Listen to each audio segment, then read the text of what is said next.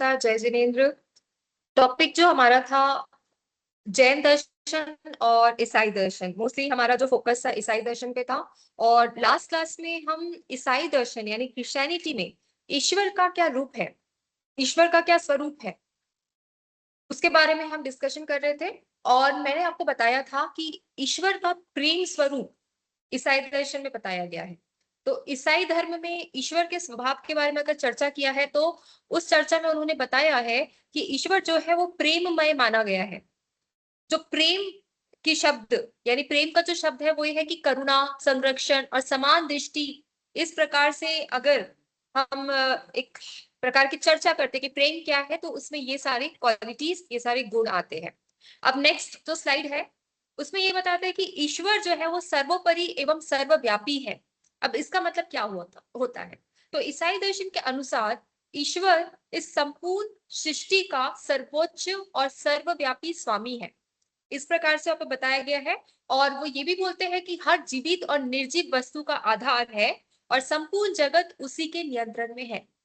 तो ईश्वर की अगर व्याख्या करते हैं तो आप देख सकते हैं कि हर धर्म में कुछ ना कुछ बातें सिमिलर है, जो कि बोलते हैं कि ईश्वर जो है वो सब चीज को नियंत्रण करता है। It is a controller of everything. और ये मान्यता होने के बावजूद भी यह नहीं कहा जाता कि संसार में बुराई का अस्तित्व नहीं है।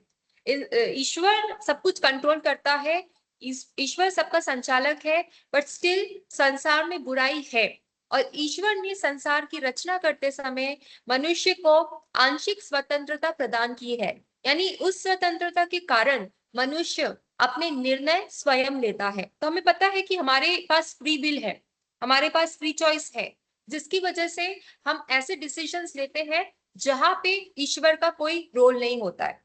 तो हम जो भी निर्णय लेते हैं, हम जो भी योजनाएं बनाते हैं, हम अपने जीवन को जो दिशा देते हैं, उसमें ईश्वर का रोल नहीं होता है। और जो परिणाम होता है उसके भी भागीदारी सिर्फ हम खुद कहलाते हैं। और यही स्वतंत्रता क्योंकि कभी कभी बुराई का कारण भी बन जाती है, तो इसलिए हम ईश्वर को इसका एक प्रकार का ईश्वर को इसका ये नहीं बोल सकते कि ये ईश्वर की वजह से हुआ है। तो जब मनुष्य ईश्वर के मार्ग से भटकता है, अपने कर्तव्यों की उपेक्षा करता है और स्वार्थ में लिप्त हो जाता है, तब बुराइयां उत्पन्न होती है। और इस प्रकार बुराई ईश्वर की रचना नहीं बल्कि मनुष्य की गलत स्वतंत्रता का परिणाम है। इसका मतलब ये है कि हमारा जो फ्री विल है, हमारा जो फ्री चॉइस है, उसका जो परिणाम है, उसका जो रिजल्ट है, वो गलत भी हो सकता है। मतलब कि ईश्वर को हम उसका दोष नहीं मान सकते। ये जो भी हम कर रहे हैं वो सब हम अपनी मर्जी से करते हैं। ईश्वर उसका कंट्रोलर है, इस प्रकार से कंट्रोलर है कि वो सब ईश्वर की निगरानी से होता है। और इसी वजह से ईश्वर को सर्वशक्तिमान और सर्वोच्च कहा गया है। तो अंततः वह सभी बुराइयों का नाश करता है। यानी कि अगर हम बहुत ज्यादा गलती कर दिए लाइफ में, तो ईश्वर हमें सुधरने का एक मौका भी देता है और हमें सही दिशा में जाने के लिए भी वो प्रेरित करते हैं। तो इसी वजह से जो हमारा जो मोक्ष का जो भी कंसेप्ट है, वो मोक्ष का कंसेप्ट इसी वजह से है कि हम अपनी गलतियों को सुधारें और जो पुनः जीवन जो होगा या जो नया चांस मिलेगा हमें हमें उस चांस में हम उस गलती को रिपीट ना करें। तो ये सिर्फ सृष्टि का नियंत्रक है और मनुष्य जाति का मार्गदर्शक भी है, जो उसके अंतिम उद्देश्य की ओर उसे अग्रसर करता है। तो इस प्रकार से जो क्रिश्चियनिटी, ईसाई धर्म में बताया गया है, वो ये बताया गया है कि ईश्वर जो है वो सर्वोपरि है और वो है सर्वव्यापी। अभी नेक्स्ट साइड में जाते हैं। ये बड़ा इंपॉर्टेंट सिद्धांत है। इसमें ये बोलता है कि 3 = 1। तो ईश्वर तीन में एक है, वो तीनों में उसका पर्सोनिफिकेशन है, बट अल्टीमेटली वो एक है। जैसे हम हिंदुइज्म में भी बोलते हैं ना कि ईश्वर जो है वो ब्रह्मा विष्णु महेश है, फिर अल्टीमेटली वो वन ही है। तो वैसे यहाँ पे भी ईश्वर का तीन कंसेप्ट बताया गया है, जो कि अल्टीमेटली एक कंसेप्ट होता है। तो इसके बारे में समझते हैं कि ये त्रित्व का सिद्धांत क्या होता है। तो ईसाई धर्म में ईश्वर की एक विशेष अवधारणा है, ठीक है, इसको ट्रिनिटी कहा जाता है। क्रिश्चियनिटी में ट्रिनिटी का कंसेप्ट बड़ा ही इंपॉर्टेंट है। और इस सिद्धांत के अनुसार ईश्वर जो है वो एक है, ठीक है, ईश्वर है जो एक है, लेकिन उसके तीन रूप है, यानी तीन व्यक्तित्व माने गए हैं। ये सब लोग ध्यान से सुनिए, ये बहुत इंपॉर्टेंट है। तीन व्यक्तित्व क्या है? वो है पिता यानी गॉड द फादर, दूसरा है पुत्र यानी गॉड द सन, एंड तीसरा है पवित्र आत्मा यानी कि होली स्पिरिट। ये तीन ईश्वर के व्यक्तित्व माने जाते हैं जो कि क्रिश्चियनिटी में काफी इंपॉर्टेंट है। और यह अवधारणा यह बताती है कि ईश्वर केवल एक सीमित सत्ता नहीं है, ठीक है, एक फिक्स्ड कॉजेशन नहीं है, वो एक ऐसी एकात्म सत्ता है जिसमें तीनों तत्व एक साथ विद्यमान है। तो वो एक ऐसी सत्ता है, एक ऐसा ट्रुथ है जिसमें तीनों सत्य यानी कि पिता, पुत्र और पवित्र आत्मा, ये तीनों सत्य उसमें हमें देखने को मिलेंगे। तो इसका अर्थ यह नहीं है कि तीन अलग अलग ईश्वर है, बल्कि इसका मतलब ये है कि ईश्वर के तीन स्वरूप है। ईश्वर को तीन प्रकार से पर्सोनिफाई किया गया है जो कि एक साथ कार्य करते हैं। तो ईसाई धर्म शास्त्रियों के अनुसार ये तीनों रूप मिलकर एक ही परम सत्ता का निर्माण करते हैं और इस प्रकार ईश्वर एक होते हैं और तीन रूपों में वो प्रकट होते हैं। तो यही जो क्रिश्चियनिटी का जो मूल सिद्धांत है, क्रिश्चियनिटी का जो ट्रिनिटी का कंसेप्ट है यानी त्रित्व का जो सिद्धांत है, वो काफी इंपॉर्टेंट है।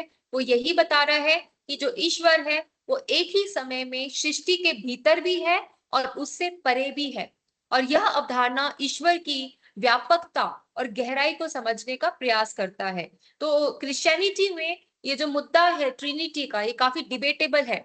क्यों? क्योंकि कुछ लोग बोलते हैं कि जब ईश्वर खुद को पर्सोनिफाई कर रहा है तो ईश्वर कैसे हम उसके अस्तित्व को जस्टिफाई कर सकते हैं? क्योंकि अगर ईश्वर हम as a father, as a son और एज अ होली स्पिरिट देखते हैं तो हम कैसे बोल सकते हैं कि ईश्वर एक ही है? तो इस प्रकार के बहुत सारे ऐसे डाउट्स आते हैं, बहुत सारे ऐसे फिलोसफीज या कंसेप्ट्स आते हैं जो कि इस जो पर्टिकुलर कंसेप्ट है इसको नकारात्मक दृष्टि से देखते हैं। बट हमें क्या समझना है? ये फैक्ट समझना है कि ईश्वर अपने आप को तीन लेवल में पर्सोनिफाई करते हैं और उसी को हम त्रित्व यानी कि ट्रिनिटी कहते हैं। अब नेक्स्ट पॉइंट है ईश्वर का अवतार यानी उसका पुत्र। अब ईसाई धर्म में ऐसा विश्वास किया जाता है कि ईश्वर ने अपने पुत्र को मानव रूप में पृथ्वी पर भेजा है। अवतार का कंसेप्ट तो आपको मालूम होगा, हिंदुइज्म में जो ईश्वर की बारे में जो चर्चा करते हैं वो अवतार लेकर आते हैं। क्यों आते हैं? ताकि वो धर्म की रक्षा कर सके और अधर्म को खत्म कर सके। बट ईसाई धर्म में थोड़ा सा अलग कंसेप्ट है। ईसाई धर्म में ऐसा बताया गया है कि ईश्वर ने अपने पुत्र को मानव रूप में पृथ्वी पर भेजा और यह पुत्र कौन है? यह पुत्र जीसस क्राइस्ट, ईसा मसीह के रूप में इसको अवतरित हुआ है, जिसका जन्म एक मानवी माता के माध्यम से हुआ है। अब इनका जो बर्थ हुआ है ना वो काफी इंटरेस्टिंग है। वो इसलिए क्योंकि जो इनकी मदर है, माता है मरिया, मैरी, उनको वर्जिन मैरी कहा जाता है। जब वो वर्जिन है तो वो कैसे मतलब कैसे उनकी पति है या कैसे जो जीसस क्राइस्ट है उनके फादर है यानी कि जोसेफ है। बट ऐसा माना जाता है कि वो उनको एक वरदान मिला था, उनकी एक माता को वरदान मिला था जिसकी वजह से जीसस क्राइस्ट का जन्म हुआ। इसलिए उनको वर्जिन मैरी कहा जाता है क्योंकि उनका जो उन्होंने जो बर्थ दिया है वो किसी नेचुरल प्रोसेस से नहीं हुआ है। नेचुरल प्रोसेस यानी जो मेल और फीमेल का जब संयोग होता है उसके बाद जो स्टेट में बच्चे होते हैं उस प्रोसेस से नहीं हुआ है। वो उसको एक वरदान रूपी उनको एक वरदान मिला जिस वरदान की वजह से उनका वो बच्चा हुआ। फिर क्या हुआ? जब जोसेफ जो है यानी उनके जो पिता है यानी कि जो मैरी के पति है, ठीक है, उनको एक स्वप्न आता है कि आप बेझिझक होके जो मरिया है उनसे आप विवाह कर लीजिए क्योंकि मरिया एकदम पवित्र लेडी है। मरिया ऐसी पवित्र लेडी है कि उसमें कोई दाग नहीं है। क्योंकि ऐसा हो गया था कि जब मरिया की शादी की बात आई तो काफी लोग पीछे हट गए ये बोल के कि मरिया को पहले से ही बच्चा है। जो मरिया ने शादी नहीं किया, मैरी ने शादी नहीं किया, तो उसको बच्चा कैसे हो गया? तो काफी लोग उसको शादी करने से पीछे हट गए और जोसेफ ने ये सोचा कि उसका नाम खराब नहीं होना चाहिए। उसको उनको पता था जोसेफ को एक्चुअली कि वो पहले से ही उनको बच्चा है, तो उनको पता था ये बात। बट उन्होंने यही सोचा कि उनका नाम खराब नहीं होना चाहिए। प्लस उनको स्वप्न भी आया कि जो मैरी है, मरिया है, वो काफी पवित्र लेडी है, तो आप उनसे बेझिझक करके विवाह करिए और जो आपका पुत्र होने वाला है जीसस क्राइस्ट, उनको आप अच्छे से उनका पालन पोषण करिए। तो इस वजह से जो जन्म है ईसा मसीह का वो काफी पवित्र माना गया है, और जो उनकी माता है मरिया उनको काफी पवित्र माना गया है। तो ईशा इसलिए जो ईसा मसीह है यानी जो जीसस क्राइस्ट है उनको ईश्वर का पुत्र माना जाता है, जिसे विशेष उद्देश्य से संसार में भेजा गया है। उनका उद्देश्य था कि संसार में क्रोध और जो एक प्रकार का होता है ना, क्रोध, युद्ध और प्लस घिन, किसी से जलन, ईर्ष्या, ये सारी अधार्मिक चीजें काफी बढ़ गई है। तो उनका जो जीवन ये था कि मानवता का कल्याण करे और उनके उद्धार के लिए वो खुद को समर्पित समर्पित करे। तो ईसा मसीह ने अपने जीवन में मानव के सभी दुखों और कष्टों का अनुभव किया, जिससे वे मनुष्य के जीवन में पूर्णतः जुड़ सके। उनका बलिदान केवल उनकी मृत्यु तक सीमित नहीं है, बल्कि उनके पुनरुत्थान यानी रिसरेक्शन। तो रिसरेक्शन की भी बात होती है। मैंने कल आपको थोड़ा सा हिंट दिया था कि रिसरेक्शन एक्चुअली है क्या। रिसरेक्शन यानी उनकी मृत्यु के बाद वो फिर से प्रकट होते हैं।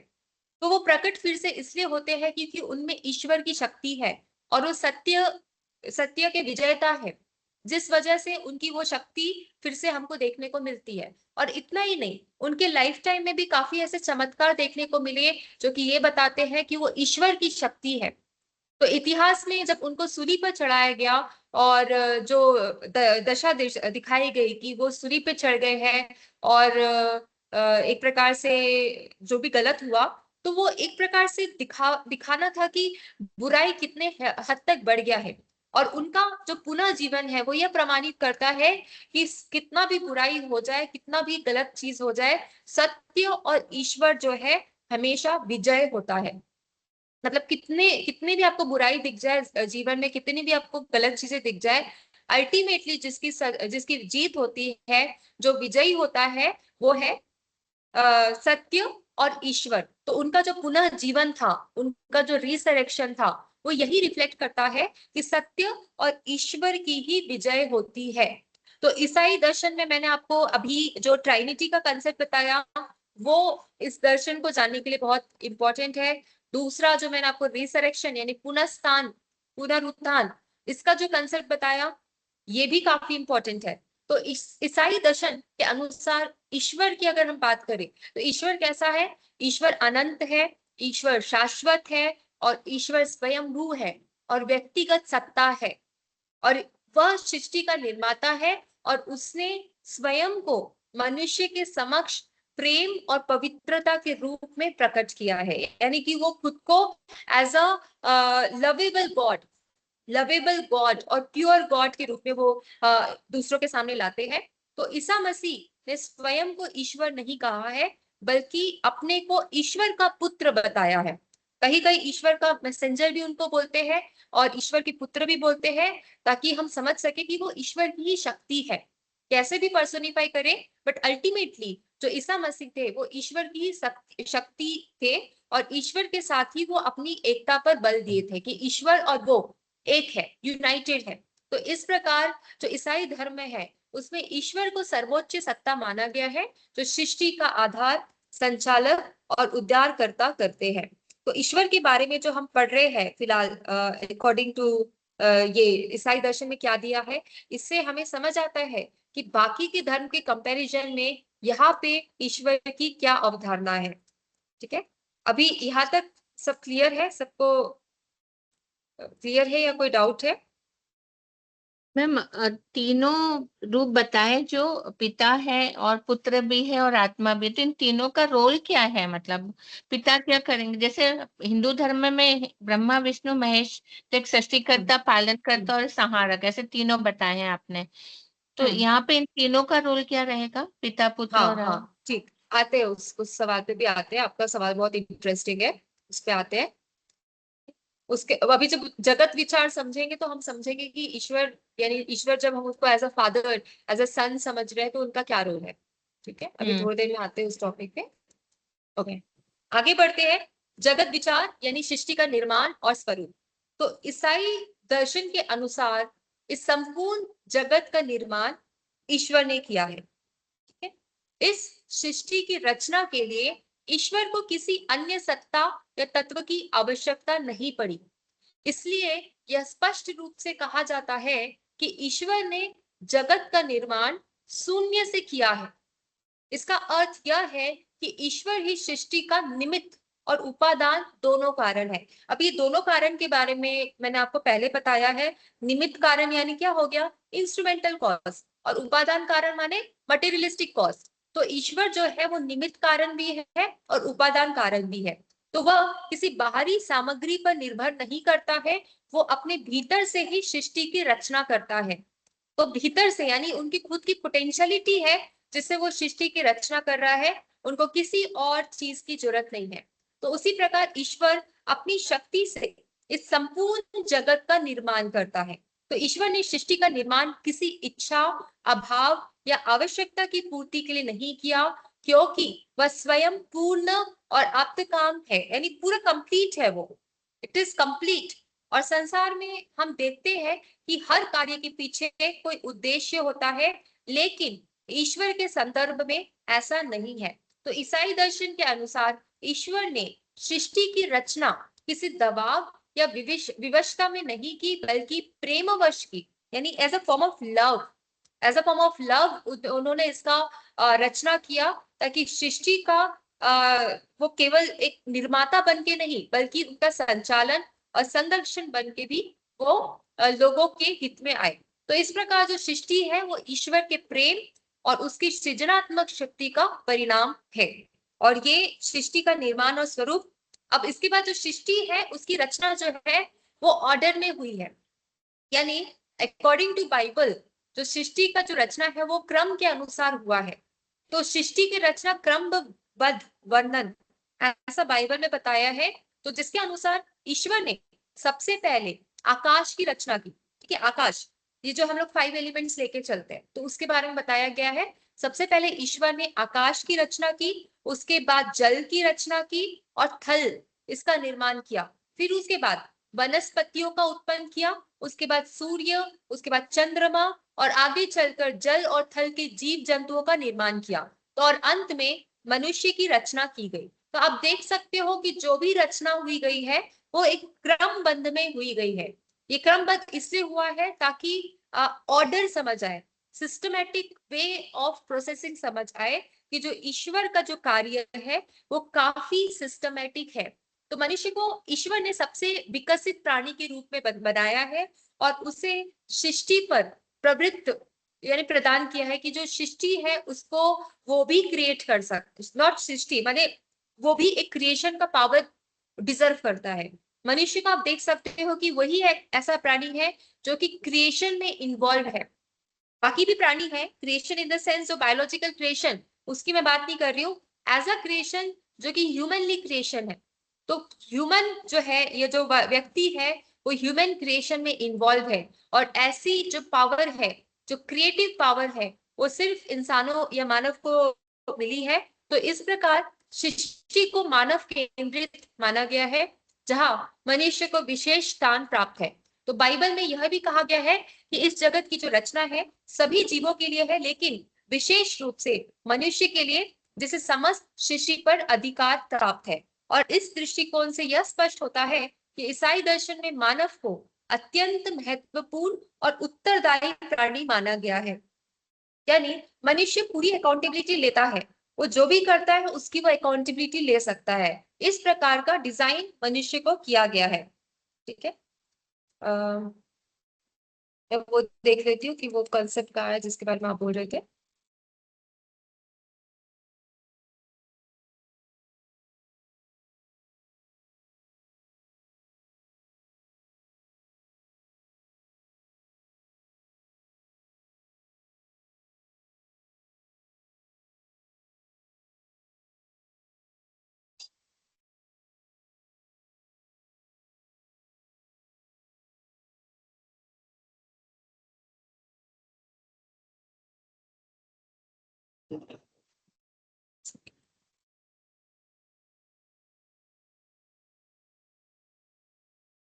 एक सेकंड होल्ड कीजिए।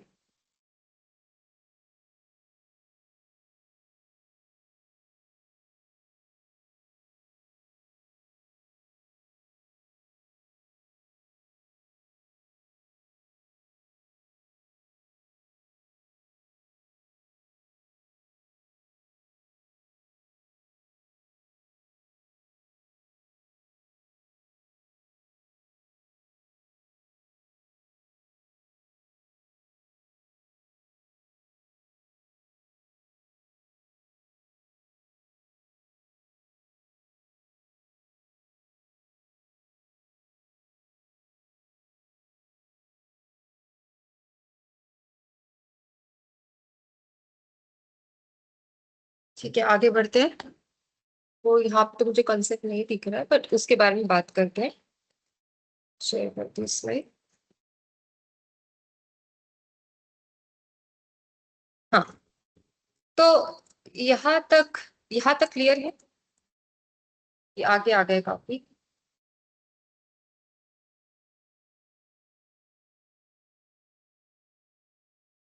हाँ, क्रमिक रचना यानी कि क्रिएशन ऑफ ऑर्डर पे बात किए। और इसी क्रिएशन ऑफ ऑर्डर से जो आपका जो प्रश्न है इंदिरा जी, उसके बारे में मैं आंसर देती हूँ कि जो ईश्वर को हमने 3 तरीके से पर्सोनिफाई किया है। यानी कि हम ईश्वर को वो बोल रहे हैं कि ईश्वर है वो फादर है, ईश्वर जो है वो एज अ सन भी है, और ईश्वर जो है वो होली स्पिरिट भी है। अब इसका साफ साफ एक एनालिसिस है। जब ईश्वर को एज अ फादर हम लेके चलते हैं, यानी ईश्वर जो है वो क्रिएटर है, वो संचालक करता है, और सभी चीजों की जो व्यवस्थित, जो हम क्रम की बात कर रहे हैं, वो क्रम अनुसार चीजें हो, वो उसका पूरा ध्यान ईश्वर एज अ फादर करता है। क्योंकि फादर का क्या काम होता है? सबको संचालन करना, सबको क्रिएट करना, और सबको व्यवस्थित रूप में तैयार करना। वैसे ही ईश्वर एज अ फादर सबको, जो अब हमारा जगत है, हमारा जो संसार है, उसके क्रम और क्रिया पे उनका संचालक और उसका कंट्रोलर, इस प्रकार से उसको करते हैं। दूसरा दूसरा जो कंसेप्ट था कि ईश्वर जो है वो सन है, यानी वो जीसस क्राइस्ट है। अब जैसे आप जीसस क्राइस्ट का कार्य देखेंगे, तो उन्होंने मानवता के लिए काम किया। मानवता जो कि पूरी तरीके से अधार्मिक हो रही थी, अधर्म हटाने के लिए उन्होंने अपना कार्य किया, ताकि मानवता में फिर से वो सारे कंसेप्ट्स, यानी लव, फ्रेंडशिप, वैल्यूज, ये सब उनमें देखने को मिले। ठीक है। और वैसे जो होली स्पिरिट की बात करते हैं, वो होली स्पिरिट कुछ और नहीं, वो हमारा खुद का कंसाइंस है, जो कि हमारे डिसीजन लेने के लिए वो इफेक्टिव है। हमारा अगर कंसाइंस हमें जो बोलता है, हम वही करते हैं। जैसे आपने देखा होगा कि काफी टाइम ऐसे क्रिश्चियनिटी में कुछ ऐसे एनिमेशंस आते हैं जिसमें दिखाया जाता है कि एक व्हाइट कलर की परी होती है, दूसरा ब्लैक कलर का कोई होता है, जो कि गाइड करता है कि आप ये करो, आप ये मत करो। तो ये कौन गाइड करता है? ये हमारा स्पिरिट, हमारा कॉन्साइंस हमको गाइड करता है कि आप क्या सही है क्या गलत है। बाद में फैसला आपका होता है कि आपको कहाँ जाना है और आपको क्या करना है। तो वो होली स्पिरिट का काम है। तो इस प्रकार से क्रिश्चियनिटी में फ्री विल जो है, या जो खुद की इच्छा है, उसपे उसको उसने सकारात्मक दृष्टि से लिया है कि वो होता है, और सब में एक पॉसिबिलिटी है कि वो अपनी डिसीजन ले सके और अपने डिसीजन अनुसार अपने कार्य को कर सके।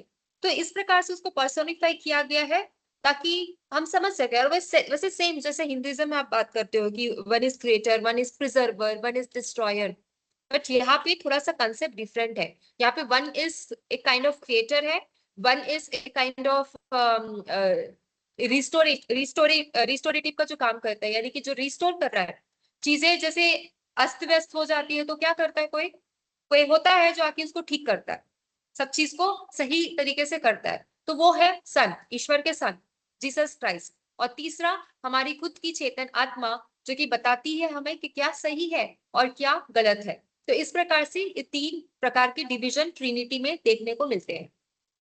ठीक है, इंदिरा जी क्लियर है? इसमें आपको कोई और सवाल? नहीं मैम, मतलब वही है कि नाम अलग दिए हैं, पर्पस वही है। हाँ, एकदम हम नहीं बोल सकते एक पर्पस वही है, क्योंकि उसमें आप हाँ देख रहे हो मतलब, डिस्ट्रॉयर भी है वहां पे, है ना। हाँ यहाँ पर हाँ नहीं है वो। हाँ, यहाँ पे ट्रिनिटी कॉन्सेप्ट में वैसा कॉन्सेप्ट नहीं है, थोड़ा सा डिफरेंट है इसमें। जी, ठीक है मैम, तो थैंक यू मैम। यहाँ पे हमने सृष्टि का क्रमिक रचना देखा, यानी कि जो क्रिएशन है उसका ऑर्डर है, क्रमबद्ध रूप में सृष्टि का निर्माण होता है। और जो निर्माण जो करता है वो ईश्वर करता है। दूसरा पॉइंट हम देखते हैं सृष्टि की विशेषताएं और पाप का प्रवेश। तो ईश्वर द्वारा रचित यह सृष्टि प्रारंभ में पूर्ण और सुंदर थी, यानी कंप्लीट और ब्यूटीफुल थी। और ईश्वर स्वयं अपनी सृष्टि को देखकर प्रसन्न हुआ। यानी जब वो अपनी क्रिएशन को देखते हैं तो वो बहुत खुश होते हैं कि मैंने इतना अच्छा अच्छा इतना सुंदर क्रिएशन किया। पर समय के साथ जो मनुष्य थे, उसमें असावधानी, त्रुटियां और स्वार्थ के कारण संसार में पाप का प्रवेश हुआ। यानी पाप और पुण्य का कैसे कंसेप्ट आया, ये जैनिज्म में भी काफी डिटेल में बताया है कि पाप और जो पुण्य है वो किस प्रकार से आ जाता है इंसान में, और वो बुराई करता चला जाता जाता है। मैम आपकी वॉइस ब्रेक हो रही है मैम। हमें बुराइयां बढ़ती जाती। वॉइस ब्रेक हो रही है? हाँ, यस थोड़ा ma'am. Network up and down है, मैं नेटवर्क चेंज कर लेती हूँ।